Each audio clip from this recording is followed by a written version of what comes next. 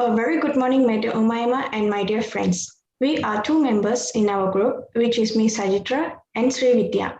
Today, I want to talk about spiral model. Next slide. Definition. Spiral model is a risk-driven software development process model. It is a combination of waterfall model and interactive model. Spiral model help to adopt software development elements of multiple process models for the software project based on unique risk patterns, ensuring efficient development process. Each phase of spiral model in software engineering begin with a design goal and end with a client reviewing the progress. The spiral model in software engineering was the first mentioned by Barry Bohan in his 1986 paper.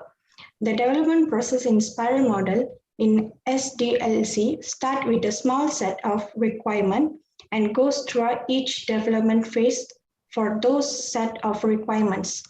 The software engineering teams adds functionality for the additional requirement in every increasing spiral until the application is ready for the production phase. Next slide. When to use spiral models? First, a spiral model is software engineering is used when project is large. Second, when releases are required to be frequent, spiral methodology is used. Third, when creation of a prototype is applicable.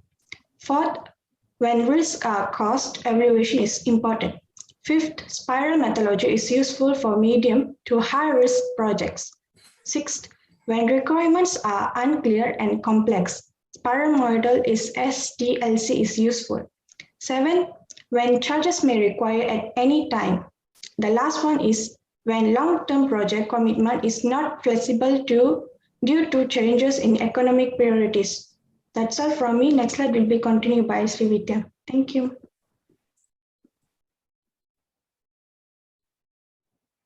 Next, I continue with spiral model phases. There are 4 spiral model phases, which is planning. It includes estimating the cost, schedule the resources for the iteration. It also involves understanding the system requirements for continuously communication between the system analyst and the customer. So second one is risk analysis.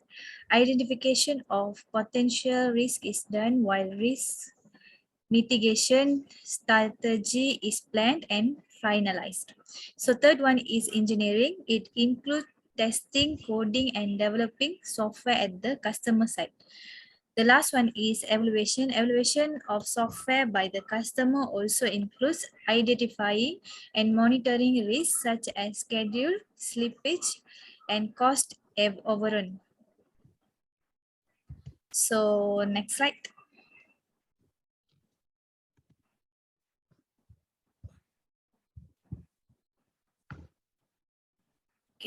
Next, I want to explain about spiral model advantage and disadvantage. Let's see advantages first. First advantage of spiral model is additional functionality or charges can be done at a later stage. The second one is cost estimation becomes easy as the prototype building is done in small fragments. Continuous or repeated development help in risk management. The next one is developments is fast and features are added in the systematic way in spiral development. So last one in advantage is there is a space of customer feedback. I want to continue with this advantage. First disadvantage is risk of not meeting the schedule or budget. Second one, spiral development works best for large project, only also demands risk assessment expenses. The third one is for its smooth operation, spiral model protocol needs to be followed strictly. Documentation is more as it has immediate phases. The last one for disadvantage is spiral software development is not advisable. For smaller project, it might cost them a lot.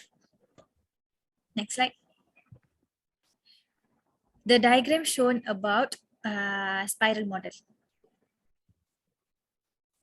That's all from us. Thank you.